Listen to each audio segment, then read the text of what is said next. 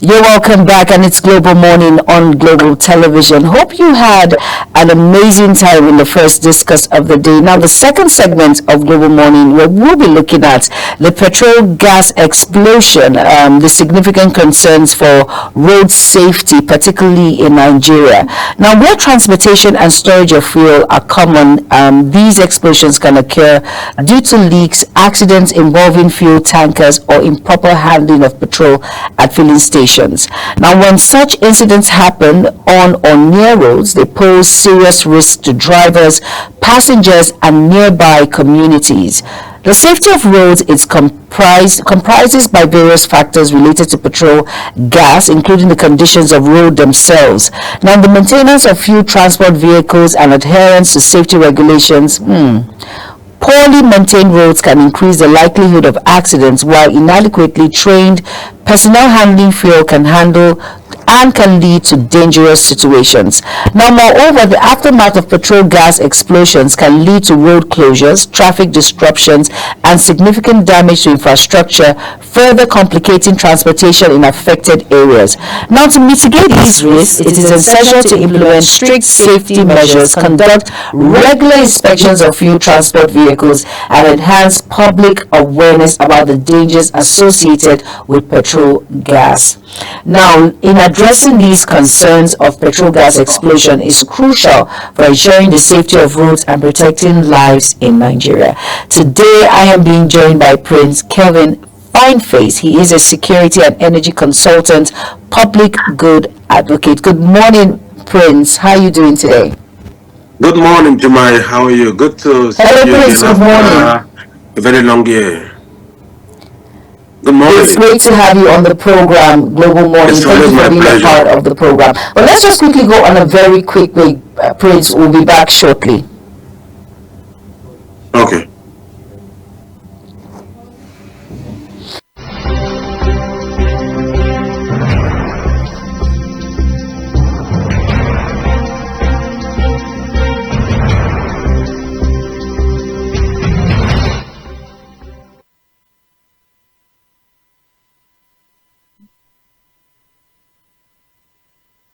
All right, you're welcome back. And of course, Prince Fineface, who is a security and energy consultant, public good advocate. Thank you so much for being a part of the program, Global Morning.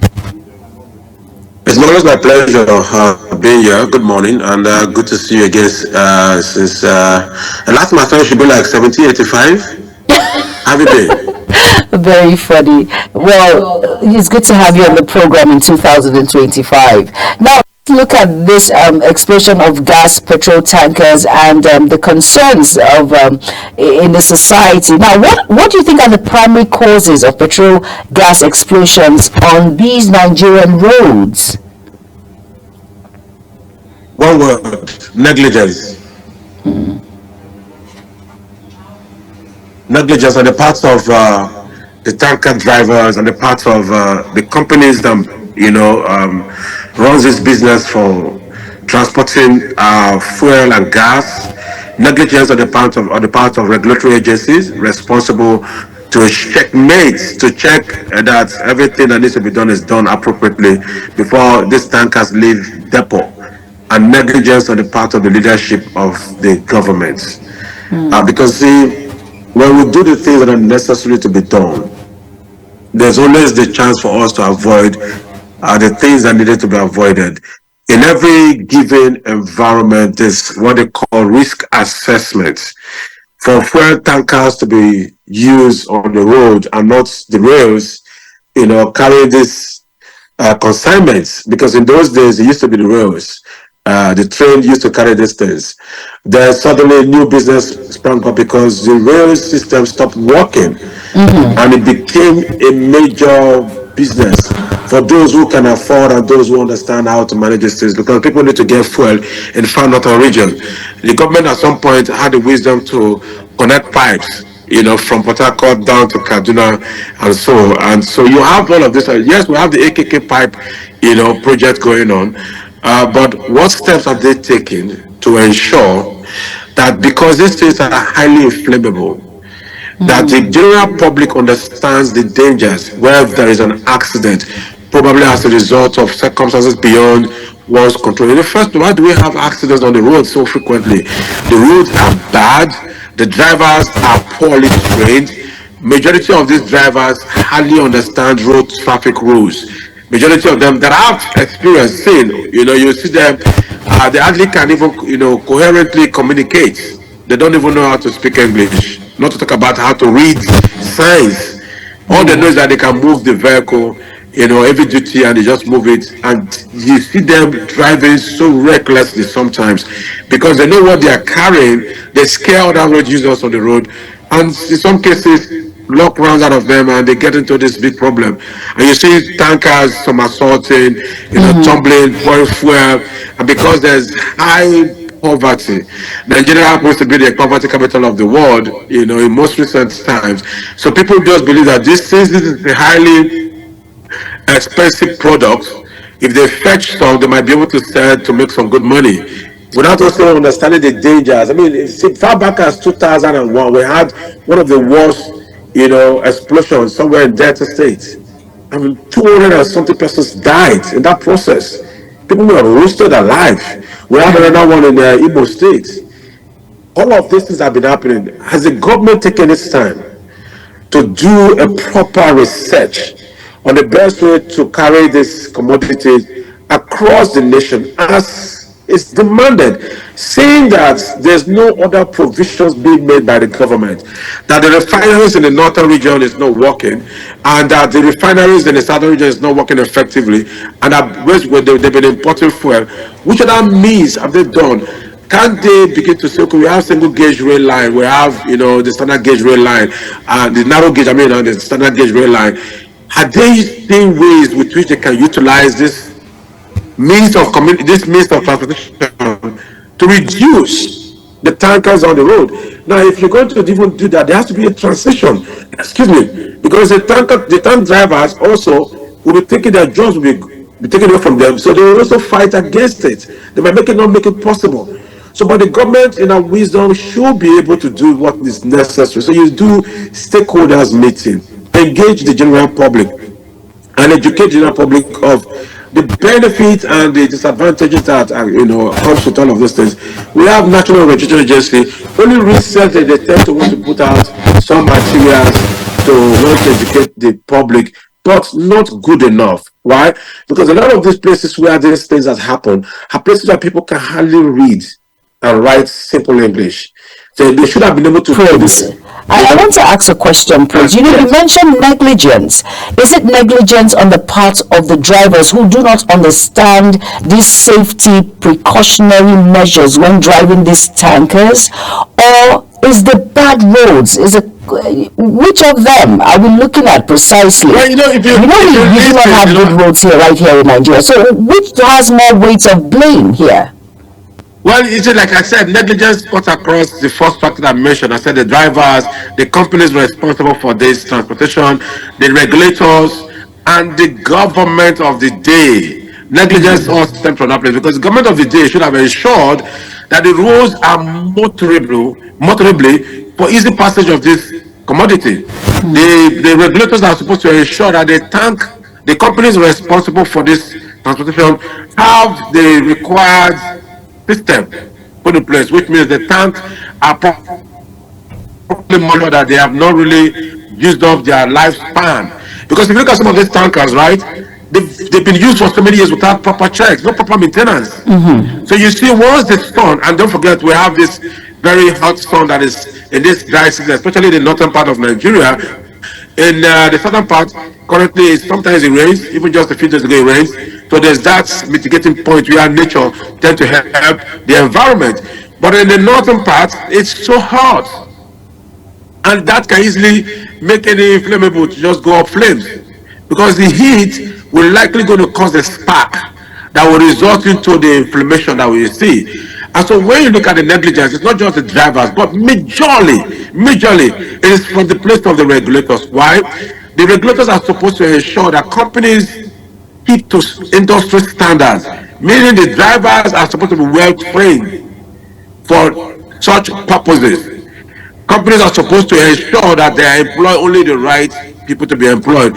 But we have a system where anything goes. The laws are easily flouted, and there's always that anarchy that takes place. People actually respect the law. So you find a company probably with compromising of what benefit they're supposed to get at the expense of the community of the general public. And so that's where the problem comes from. If the regulators are working without necessarily looking at their personal interests, they will ensure that tanks meet standards, industry standards, and companies only employ relevant skill sets to carry out this operation. Then the government on their part will also look for ways, other means with which this can be done. What about activating, the rail system? Let the train start working and ferrying these things. It's possible. It's been done in the past. It can be done currently again.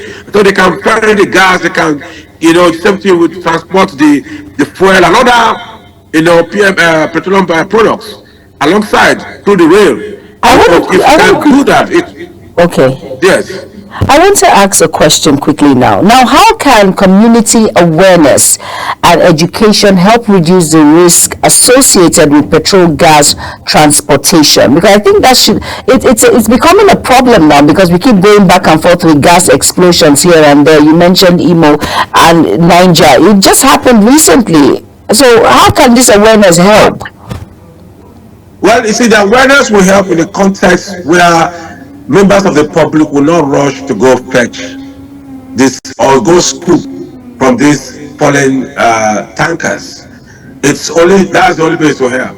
But if you don't do the roads right, if you don't do the regulatory, take care of the regulatory measures right, guess what? The temptation will still come in again, especially when the general public is hungry. And petroleum products is one of the most expensive products you find in the country. I mean, you buy a thousand plus, or less than a thousand, maybe 990, maybe in some cases. And so if you look at it, if somebody would think in his head, if I'm able to fetch 20 liters times 1,000, it sells maybe for 800, that's 16,000 naira. And that 16,000 naira can go a long way to take care of his family, especially when there's gross poverty in the land.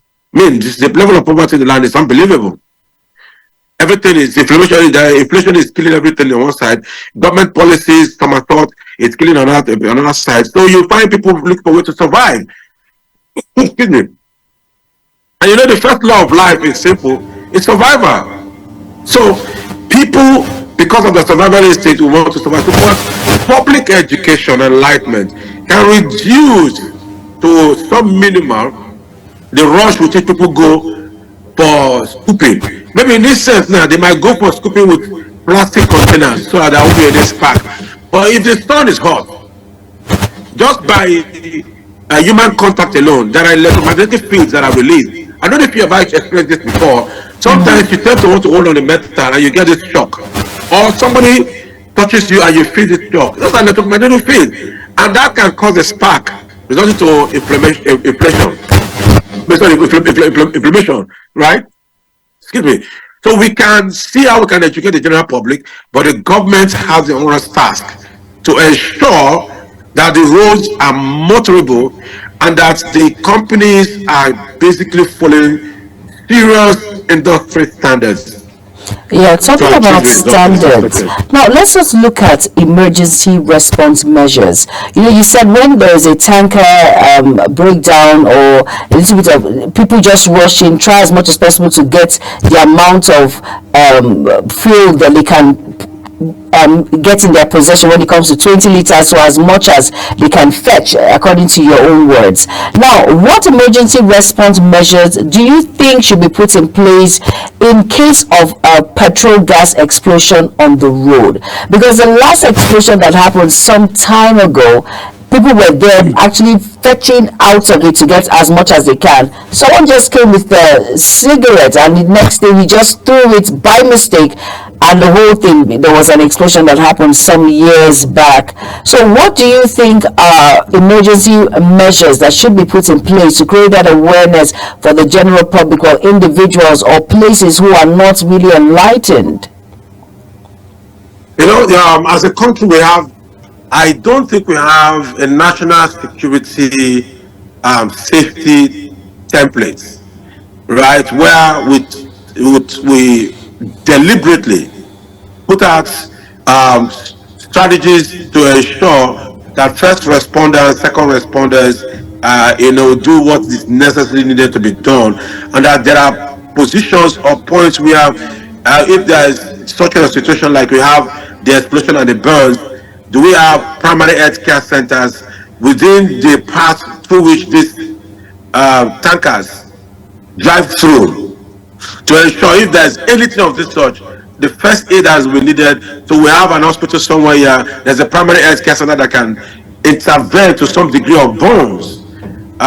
So those are some measures that can be put in place, because the fact that the government has failed to do the right thing in ensuring that the roads are truly motorable, and that the companies keep to industry best practices.